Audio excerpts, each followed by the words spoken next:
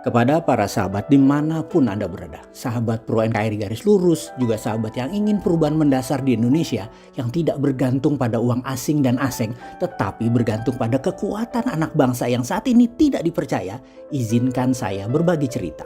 Sebagaimana jauh-jauh hari, saya mengatakan bahwa setelah November Pilpres Amerika, Trump jadi atau tidak jadi, COVID beritanya akan memudar, akan hilang dalam waktu yang cepat tanpa terasa.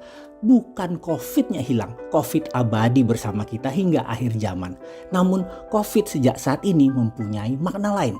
Kegunaannya sebagai political tool sudah selesai, sudah hilang. Sekarang COVID adalah pandemik saja tanpa embel-embel alat politik globalis dunia. Vaksin sudah ada, penanganan COVID makin canggih, obat sudah semakin tersedia.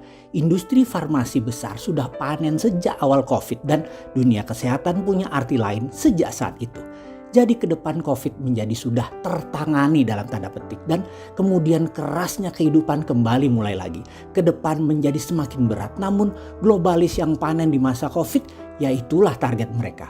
Apa yang mereka mau sudah tercapai. Entah main apa lagi dalam 10 tahun ke depan terserah mereka.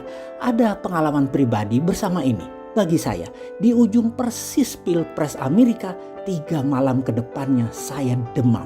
Dan di hari berikutnya saya dinyatakan positif COVID. Berbeda dengan kebanyakan orang yang mungkin terpapar COVID, kondisi imunitas saya 2 bulan terakhir agaknya sedang mengalami ujian kesehatan sehingga ketika COVID memapar, sisi lain dari kehidupan saya rasakan, yaitu badan saya lemas, mati rasa di lidah, dan banyak lagi keluhan COVID yang saya rasakan seperti batuk kecil. Ada acara besar tepat sebelum dilakukan tes PCR swab itu, di mana beberapa sahabat saya berkumpul. Ada Pak Gita Wirjawan, ada Pak Sandiaga, ada Pak Helmi, dan banyak lagi mitra bisnis saya. Namun semua setelah 7 hari setelahnya, alhamdulillah semuanya sehat, tidak terpapar. Di sisi lain saya esoknya lemas. Saya dibawa ke IGD. Dites bukan hanya CT torak, tapi diambil sisi lain yang tidak biasa dites, yaitu masuknya oksigen ke paru. Saya dites dengan mengambil sampel darah ke arah masuknya nadi, bukan dari arah keluarnya. Rasa sakit yang lumayan ketika sampel itu dilakukan. Cukup lama nadi saya diurak-urak. Hasilnya ternyata hanya 82% kadar oksigen yang masuk. Ini rupanya membuat saya dalam beberapa hari kemarin kekurangan oksigen, lemas, tak bertenaga. Singkat cerita, dokter bergerak cepat. Dan bukan hanya Avigan, Covifor, vitamin, oksigen, pengencer darah, apapun obat itu, ternyata saya secara cepat diberikan plasma darah dari orang yang terkena COVID. Plasma darah, iya. Saya dapat 3 ampul plasma darah selama 3 hari. Ya, saya ditransfusi plasma darah dari mereka yang sudah sembuh, yang plasma darahnya akan mengajari sistem kekebalan tubuh saya agar lebih cepat beradaptasi dan memenangkan pertempuran melawan virus COVID. Ada kalimat dari sang dokter yang membuat saya tersentak. Sebelum melakukan pemasangan plasma tersebut yang membuat saya berjanji, Pak, ini plasma dari orang yang sudah sembuh COVID. Saat ini langka sekali dan PMI serta RSPAD selalu kekurangan plasma. Maukah Bapak nanti giving back? Saya bertanya, apa itu dok? Bapak memberikan plasma Bapak ketika Bapak sembuh untuk orang lain mendapatkan plasma Bapak. Dan ini cepat sekali menyembuhkan COVID, Pak. Saya terenyuh mendengar kalimat itu.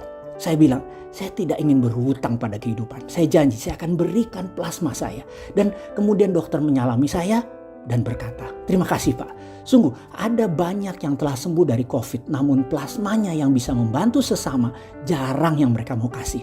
Bangsa ini bisa jadi bangsa besar kalau saling kasih, saling sayang, saling bantu tanpa pamrih.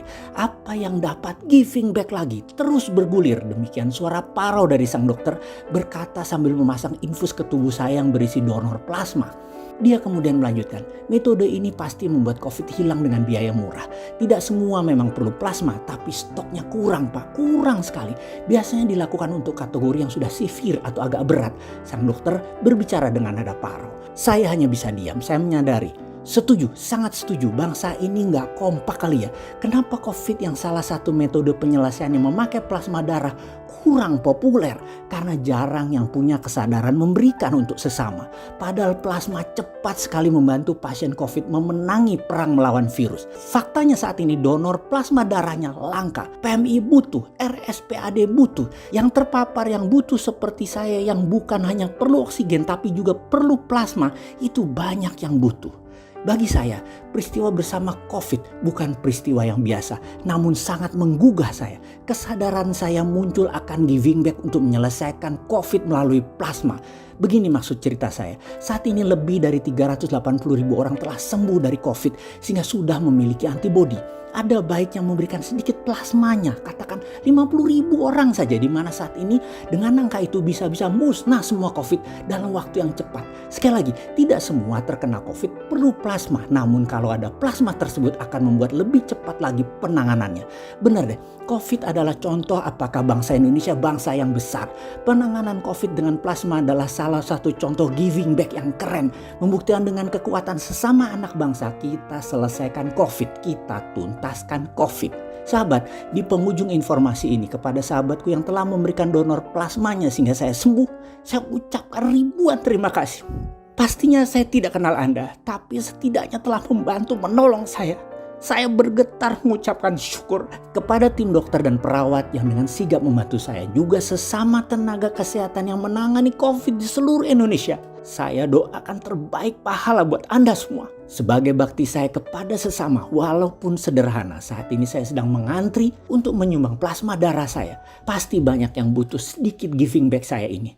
Melanjutkan legasi mendonor kepada sesama. Karena kita semua bersaudara. Akhirul kalam, terima kasih sahabat semua yang berkenan menyebar informasi ini. Betapa pentingnya plasma disumbangkan dari mereka yang telah sembuh.